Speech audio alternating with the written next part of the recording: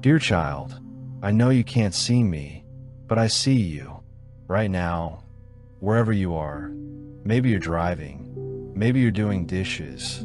Maybe you're lying in bed staring at the ceiling because sleep just won't come. I see you. And I want to talk to you about something important. Not because I need to, but because you need to hear it. You know what's funny? Most people think I'm far away, like I'm sitting on some cloud somewhere, too busy running the universe to notice them. But that's not true. Not even close. I'm right here. I've always been right here. Closer than the air you're breathing. Closer than your own thoughts. I'm in the quiet moments you rush past. I'm in the little things you overlook. I'm in every single breath you take without even thinking about it. Let me ask you something. When's the last time you stopped? Like really stopped. Not just your body, but your mind. All that noise in your head. All those worries spinning around like a tornado. When did you last tell them to be quiet? Because I've been trying to get your attention, and honestly, you've been too busy panicking to notice me waving at you. Here's what I know about you. You're tired. Not just sleepy tired, but soul tired. You're carrying stuff that was never meant to be carried this long. You're worrying about things that haven't even happened yet. You're replaying conversations from last week, last month, last year, wishing you'd said something different, done something different, been someone different. And it's exhausting you. I can see it in your eyes. I can feel it in your heart. But here's the thing. You're doing it to yourself. Yeah, I said it. Most of that weight you're carrying, you picked it up and won't put it down. I never asked you to carry it. In fact, I've been standing here with my hands out saying, hey, give me that. Let me carry it for you. But you keep holding on. Why? Because you think you have to. Because you think if you let go, everything will fall apart. But what if I told you that everything's falling apart because you won't let go? Listen to this story. There was this woman, we'll just call her Sarah because names don't matter here. The lesson does. Sarah worked at a grocery store, scanning items, bagging groceries, smiling at customers even when she felt like crying. She had 3 kids at home, bills piled up on the counter, and a car that made weird noises she couldn't afford to fix. Every night, she'd lie awake doing math in her head. Rent plus electricity plus food plus gas. The numbers never added up. Never. And she'd pray. Oh, she'd pray hard. Please, just help me make it through this month. One day, she's at work, and this older guy comes through her line. Just a regular customer buying regular stuff. But when she hands him his receipt, he looks at her, really looks at her, and says, "You're going to be okay. I know it doesn't feel like it, but you're going to be okay." Then he walks out, just like that. And Sarah breaks down crying right there at register 7. Because somehow, those words hit her differently than any prayer she'd prayed. Why? Because in that moment, she heard me. Not through some booming voice from the sky, but through a random stranger in aisle 4. That was me. I was telling her what I'm telling you now. You're going to be okay. But Sarah's story doesn't end there. 2 weeks later, her manager calls her into the office. Sarah's thinking, great, I'm getting fired. Instead, her manager says, we're promoting you to assistant manager. Better pay, better hours, full benefits. Just like that. Out of nowhere. Or was it out of nowhere? Sarah had been showing up every day, doing her job with a good attitude, even when she felt like quitting. She'd been kind to customers who were rude. She'd helped co-workers who never said thank you. She didn't do those things expecting anything. She did them because that's who she chose to be. And I saw every single moment, every act of kindness, every time she chose grace over bitterness. And when the time was right, I opened a door. You see, I don't work on your timeline. I work on mine. And my timing is always, always perfect. You want things right now. You want answers today. You want solutions before the problem even gets bad. But I see the whole picture. I see what's coming that you can't see. I see who you're becoming through this hard season. I see the strength you're building, the character you're developing, the patience you're learning. And if I gave you what you wanted right now, it would actually hurt you. So I make you wait, not to torture you, but to prepare you. Think about it like this. If you plant a seed and then dig it up every day to see if it's growing, you'll kill it. The seed needs to stay in the dark soil. It needs to stay buried. It needs time. And from a seed's perspective, if seeds could think, it would feel abandoned, forgotten, stuck. But you, the gardener, you know better. You know the darkness is necessary. You know the waiting is part of the process. You know that what looks like nothing is actually everything happening underground. Roots are spreading. Strength is building. Life is preparing to break through. That's where you are right now. Underground. In the dark. Feeling stuck. But I'm telling you, you're not stuck. You're planted. And what's about to grow from this season is going to blow your mind. Now, I need to be straight with you about something. Your situation isn't changing because you're blocking it. Yeah, you keep asking me to move mountains, but you won't take the first step toward the mountain. You keep asking me to open doors, but you won't walk toward any doors. You keep asking me for change, but you won't change anything. See the problem? I can't drive your car if you won't give me the keys. I can't lead you somewhere if you won't follow. I can't work in your life if you're fighting me the whole way. You gotta meet me halfway here. I'll do the heavy lifting. I'll make the impossible possible. I'll work miracles you can't even imagine. But you got to take action. You've got to move. You got to trust me enough to step out even when you can't see the whole staircase. Let me tell you about this guy. We'll call him Mike. Mike lost his job. Not his fault. Company downsized. Last hired, first fired. Classic story. Mike was devastated. He'd been praying for job security, and then boom, laid off. He felt like I'd abandoned him, like his prayers hit the ceiling and bounced back. So he got angry, stopped praying, stopped trying, spent 3 months on his couch feeling sorry for himself, watching other people on social media living their best lives while he felt like a failure. Then one day his buddy calls. Hey man, my company is hiring. It's not glamorous, but it's something. You interested? Mike's first thought was, that job's beneath me. I'm better than that. But then, and this is the key moment, he remembered something. He remembered that pride is what got him stuck in the first place.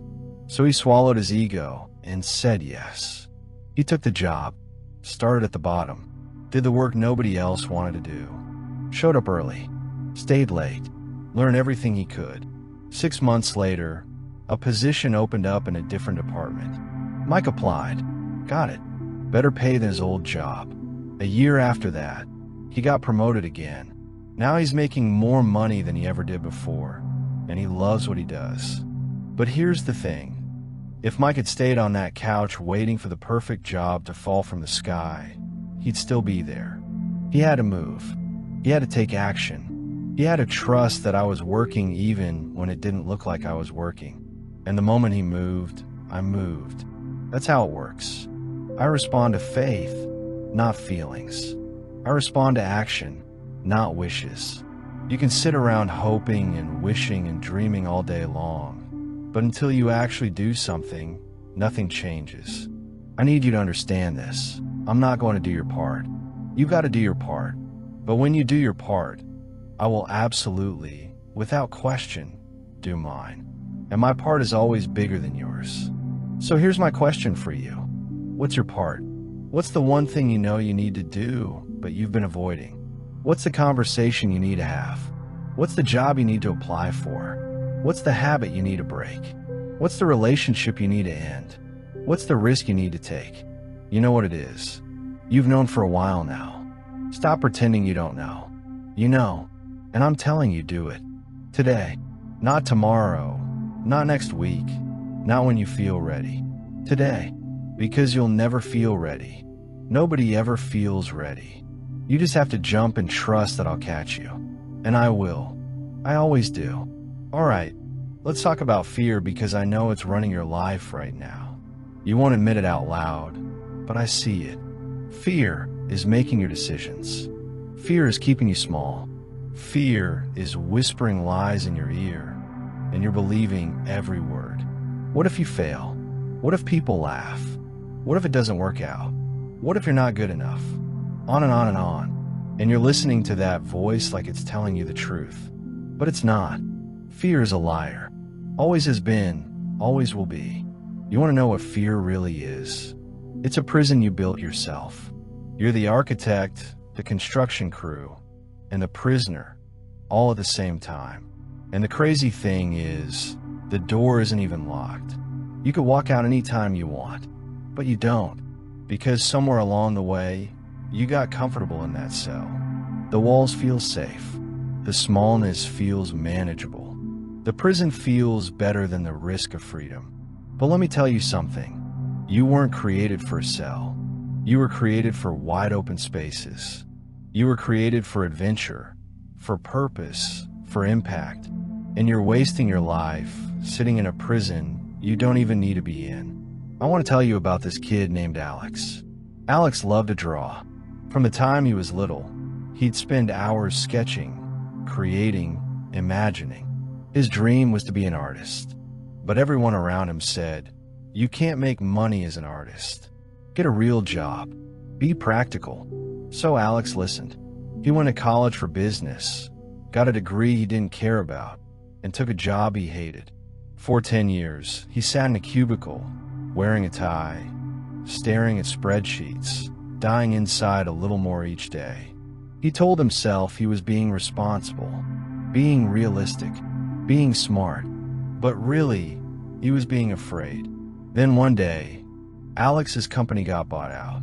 He got laid off, and for the second time in his life, he had a choice. He could find another cubicle, another tie, another job he'd hate, or he could finally do what he'd always wanted to do. So he did it. He started posting his art online. At first, nobody cared. 5 likes, maybe 10. But he kept going. Posted every day. Improved every day. Showed up every day. And slowly, people started noticing. One person bought a piece. Then another. Then another. Then companies started reaching out for designs. Then galleries wanted to feature his work. Now, 5 years later, Alex makes more money doing what he loves than he ever did in that cubicle. And every morning, he wakes up excited about his life instead of dreading it. But here's the thing I need you to catch. Alex's breakthrough didn't happen when he got laid off. It happened when he finally stopped being afraid and started being brave. The opportunity was always there. The talent was always there. The path was always there. But fear kept him from taking it. And how many years did he waste? 10. 10 years of his life gone because he was too afraid to bet on himself. How many years have you wasted? How many opportunities have you passed up because fear told you not to risk it? How many dreams have you buried because someone said they were unrealistic? How many times have you said no when everything in you wanted to say yes? You're afraid of failing, so you never try. But let me tell you what failure really is. Failure is never trying at all. Failure is getting to the end of your life and realizing you played it safe the whole time. That's failure. Trying and falling short, that's called learning. That's called growing. That's called being human. You know what I love about little kids? They're not afraid to try stuff. You watch a toddler learning to walk, and they fall constantly, over and over and over. But they keep getting up. They don't sit there thinking, maybe walking isn't for me. Maybe I should just crawl forever because it's safer. No, they get up and try again, and again, and again, until one day, they're running. When did you lose that? When did you start letting fear win? Because I didn't put that fear in you. You picked it up somewhere along the way from people who were scared themselves. And now you're letting their fear control your life. I want you to do something for me. Think about the thing you're most afraid of right now. Got it? Good. Now ask yourself this question. What's the worst that could actually happen? Not the dramatic movie version where everything explodes and your life is ruined forever. The real worst case scenario. You try and it doesn't work. Okay, so what? You learn something and try again. People laugh at you. Who cares? Those people aren't living your life. You are. You lose some money. You'll make more. You get rejected. You'll find somewhere you're accepted. None of those things are the end of the world. But you know what is the end? Never trying. Living your whole life wondering what if. That's the real tragedy. Let me tell you something about courage. Courage isn't the absence of fear. Courage is feeling the fear and doing it anyway. Courage is your hands shaking while you hit send on that application. Courage is your voice trembling while you have that hard conversation. Courage is your heart pounding while you take that leap. You think brave people don't feel afraid? Of course they do. They just don't let the fear make the decision. They feel it, acknowledge it, and then do the thing anyway. And here's what happens when you do. I meet you there. Every single time. When you step out in courage, I step up in power. When you move forward in faith, I move mountains on your behalf. When you say yes to me, even though you're scared, I say yes to you in ways that will blow your mind. But I can't do that while you're hiding. I can't do that while you're playing small. I can't do that while you're letting fear drive. You got to take the wheel back. Now, let's talk about something else that's holding you back. Comparison. Oh man, this one's killing you. You're constantly looking at other people's lives, measuring yourself against them, and coming up short. You see someone's success and think you're failing. You see someone's relationship and think you're unlovable. You see someone's house, car, job, vacation, whatever, and you think you're behind. You're running a race against people who aren't even in your race, and it's making you miserable. Here's the truth. Comparison is stealing your joy. It's robbing you of gratitude. It's making you blind to all the good things you already have. You're so busy looking at what you don't have, you can't see what you do have. And that's exactly where the enemy wants you. Ungrateful, dissatisfied, always wanting more, but never appreciating now. Don't give him that power. Don't let comparison poison your perspective. Let me tell you about these two friends, Amy and Rachel. They grew up together, went to the same schools, had the same opportunities, but their lives took different paths. Rachel got married young, had kids, settled into suburban life. Amy focused on her career, traveled the world, stayed single. And here's what happened. They both spent years comparing their lives to each other and feeling like they lost. Rachel looked at Amy's freedom and felt trapped. Amy looked at Rachel's family and felt lonely. They were both miserable because they were both focused on what the other had instead of appreciating what they had. Then one day, they had an honest conversation, and they realized something. They were each living the life they chose. Rachel loved her kids, loved being a mom, wouldn't trade it for anything. Amy loved her career, loved her adventures, wouldn't trade it for anything. But they've been letting comparison convince them they were missing out. Once they stopped comparing and started appreciating, everything changed. They were both happy, both fulfilled, both exactly where they were supposed to be. Your life is your life.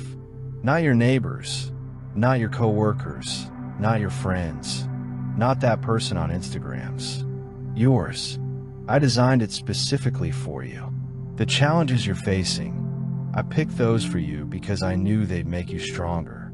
The opportunities you have, I opened those for you because I knew you could handle them. The timing of your life, I planned it perfectly for you because I see the whole picture. Stop comparing your chapter 3 to someone else's chapter 20. You don't know what they went through to get there. You're only seeing the highlight reel, not the behind-the-scenes struggle. And honestly, you're not behind. You're not late. You're not missing out. You're exactly on time for your life. Not their life, your life. I didn't make a mistake with your timeline. I didn't forget about you while blessing everyone else.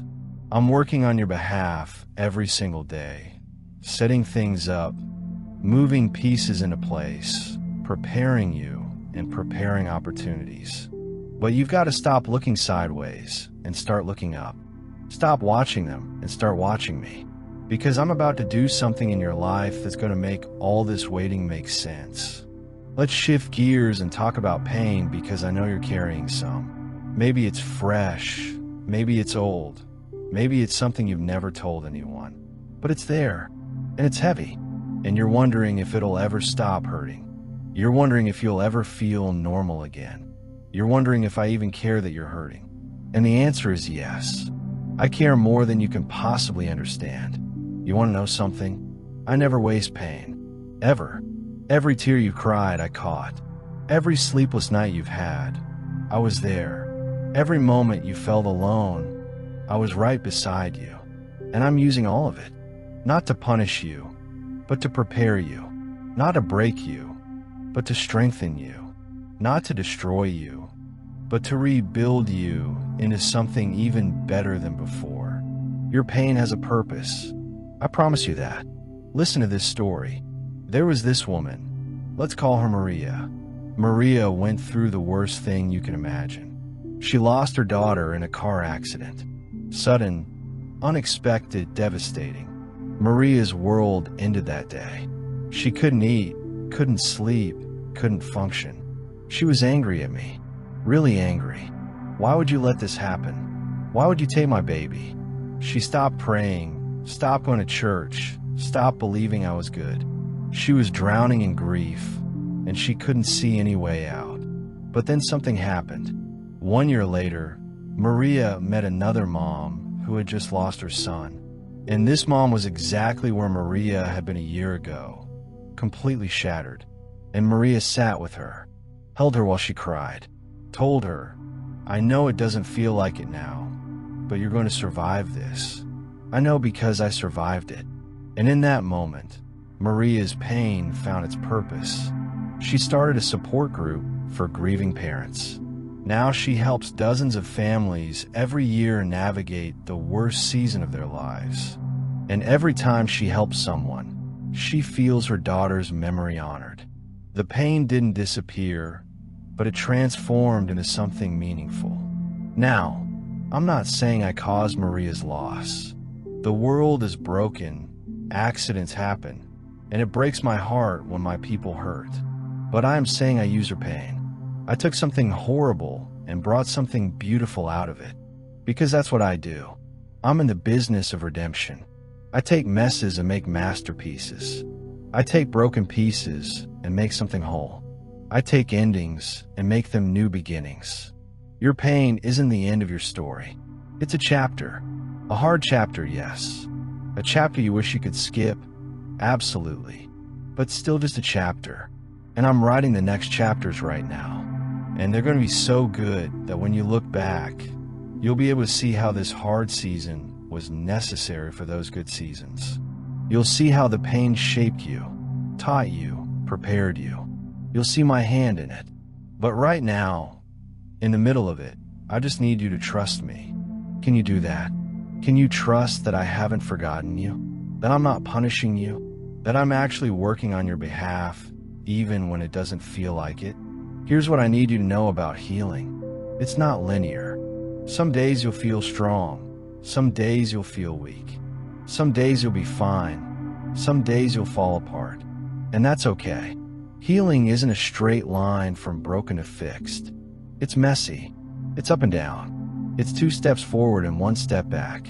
But it is happening. Even on the days it doesn't feel like it, you're healing. Time is doing its work. I'm doing my work. And slowly, gradually, you're becoming whole again. Different than before, yes, but whole.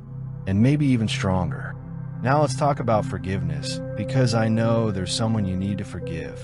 Maybe it's someone who hurt you. Maybe it's someone who betrayed you. Maybe it's someone who didn't show up when you needed them. Maybe it's yourself. But you're holding on to this anger, this bitterness, this resentment, and it's poisoning you. You think you're punishing them by not forgiving them, but really, you're only punishing yourself. They've moved on. They're living their life. But you're stuck, replaying the hurt over and over, keeping the wound fresh. And I need you to let it go. Forgiveness isn't saying what they did was okay. It's not excusing them. It's not even about them. It's about you. It's you deciding you're not going to let them have power over you anymore. It's you saying, what you did hurt me, but I'm not going to let that hurt define my future. It's you choosing freedom over bondage. And let me tell you, the moment you forgive, everything changes. Not for them, for you. You get lighter. You get freer. You get peace. And that's what I want for you. Let me tell you about Tom. Tom's business partner stole from him, cleaned out their accounts, and disappeared. Tom lost everything. His business, his savings, his livelihood. He was furious. Spent years fantasizing about revenge, hoping karma would catch up, waiting to see his partner suffer. But you know what happened? Nothing. His partner seemed fine. Meanwhile, Tom's bitterness was eating him alive. It was affecting his health, his relationships, his ability to move forward. He was stuck in the past, imprisoned by his anger. Then one day, Tom made a decision. He decided to forgive. Not because his partner deserved it. He didn't. Not because his partner apologized. He never did. But because Tom wanted to be free. He wanted his life back. So he let it go. He stopped checking social media to see how his partner was doing. He stopped telling the story to everyone he met. He stopped letting the betrayal define him. And you know what? Tom's life turned around. He started a new business. It became successful. He met someone amazing. He became happy again. Not because his partner got what he deserved, but because Tom got free. You need to do the same thing. Whoever hurt you, whatever happened, let go. I'll handle the justice part. That's my job, not yours. Your job is to forgive and move forward. Your job is to release them so you can be released. Your job is to choose freedom. And I know it's hard. I know they don't deserve it. I know it feels unfair. But holding on to it is only hurting you. So give it to me. Let me carry it. Let me handle it. And you go be free.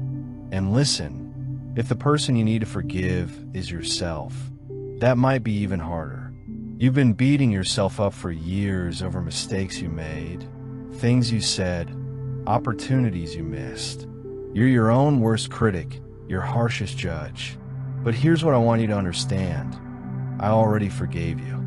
The moment you messed up, before you even asked, I forgave you.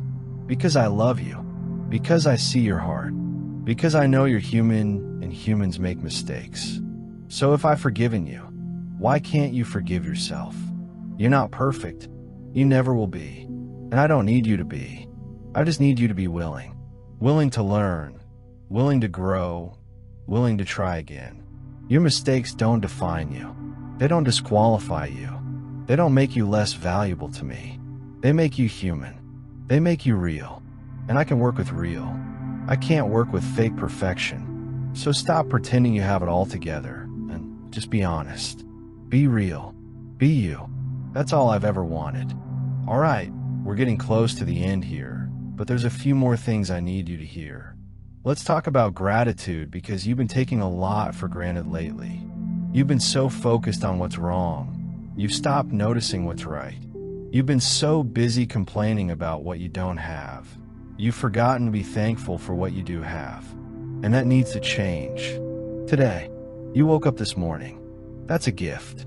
You can read these words or hear them. That's a gift. You have a roof over your head, food in your fridge, people who care about you.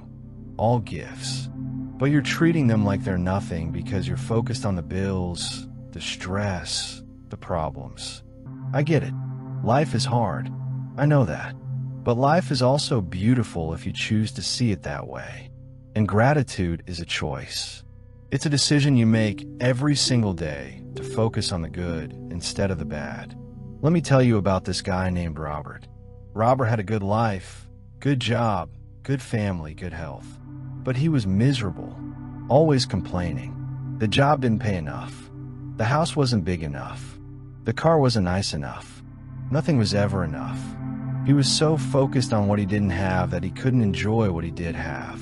Then Robert got sick, really sick, life-threatening sick, and suddenly, all the stuff he was complaining about didn't matter.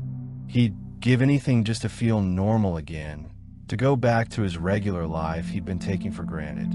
Robert recovered, and when he did, everything changed. He looked at his job differently, grateful to have work he could do. He looked at his house differently, grateful to have a place he could call home. He looked at his family differently, grateful for every moment with them. Nothing about his circumstances changed, but everything about his perspective changed, and that changed everything. Your circumstances might not change right away, but your perspective can change today. Right now, you can choose to see the glass as half full instead of half empty. You can choose to focus on what's working instead of what's broken. You can choose gratitude over complaint. And when you do, I promise you, your whole life will feel different. Start simple. Every morning, before you do anything else, think of 3 things you're grateful for. Not huge things, simple things. The hot shower, the morning coffee, the sunrise, the fact that you get another day. Do that every single day and watch what happens. Watch how your mood shifts. Watch how your perspective changes. Watch how you start noticing good things everywhere. Because gratitude is like a magnet.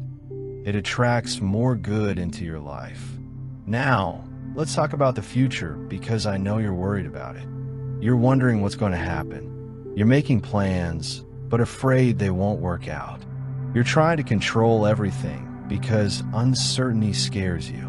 But here's what I need you to understand. I already know how this all turns out. I've already seen your future, and it's better than anything you're imagining right now. You're trying to write your own story, but you're working with limited information. You can only see what's in front of you. I see everything, past, present, future, all at once. I see the connections you can't see. I see the doors that are about to open. I see the people you're about to meet. I see the opportunities that are coming. I see the plot twists that are going to change everything. And I'm telling you, it's going to be good. Really good. But you got to trust me. You got to let go of control and let me lead. Think about it like this. Imagine you're reading a book and you're on chapter 5. It's a tough chapter. The main character is struggling. Things look hopeless, and you're worried about how it's going to end. But I'm the author.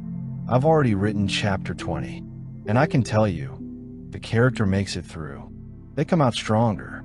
They win in the end. But if I told you everything that happens in between, it would ruin the story.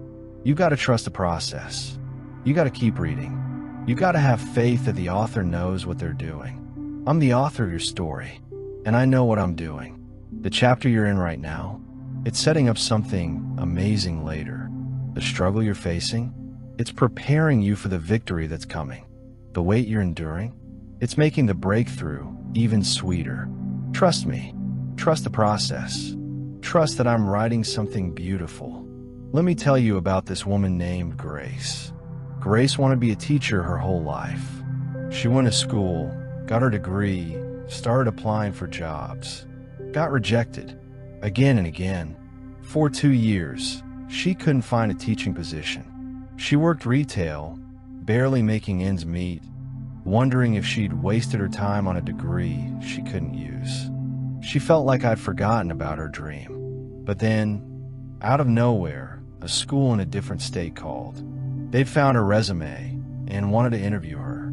Grace got the job, moved across the country, and it turned out to be the best thing that ever happened to her.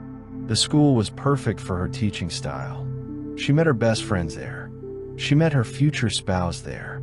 Her whole life came together in that place. And she realized if she gotten hired at one of those first schools she applied to, she never would have moved. She never would have ended up where she was supposed to be. The rejection wasn't me saying no. It was me saying not there. Not yet.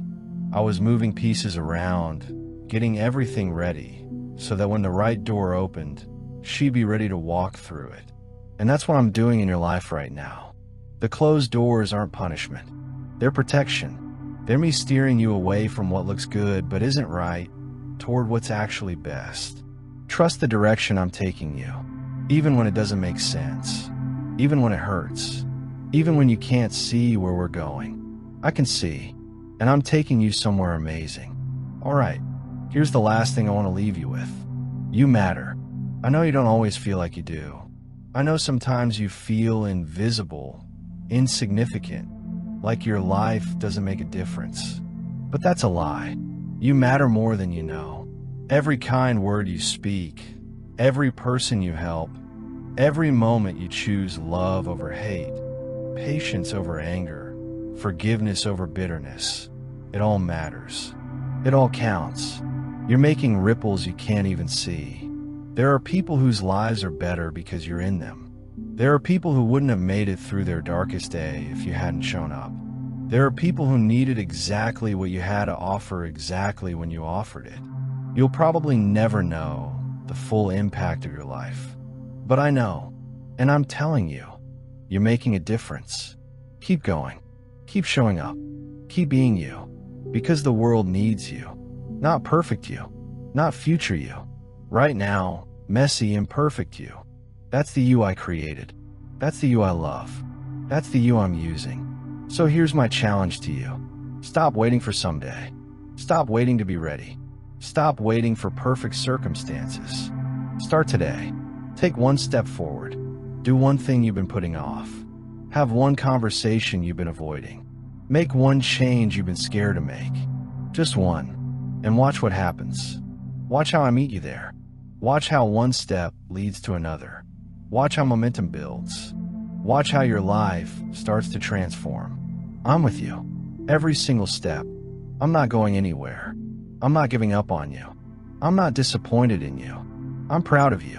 I'm cheering you on. I'm working behind the scenes on your behalf. And I'm about to do something in your life that's going to remind you who I am and how much I love you. Get ready. Your breakthrough is closer than you think. Your miracle is on its way.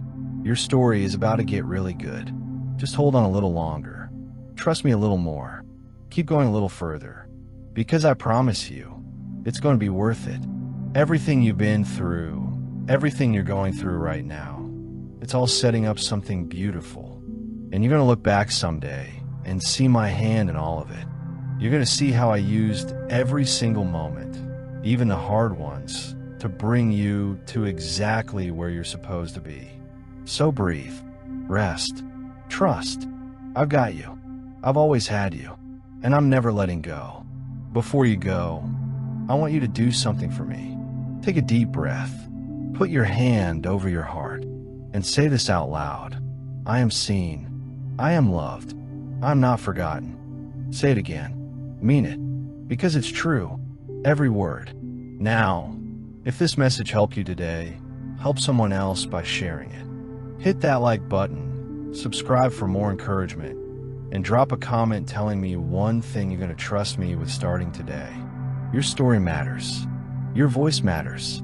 And this community needs to hear from you. Remember, you're not alone. You are exactly where you need to be. And I am with you every single step of the way. Now go live your life with courage, knowing you are deeply, completely, unconditionally loved. I believe in you. Always have. Always will.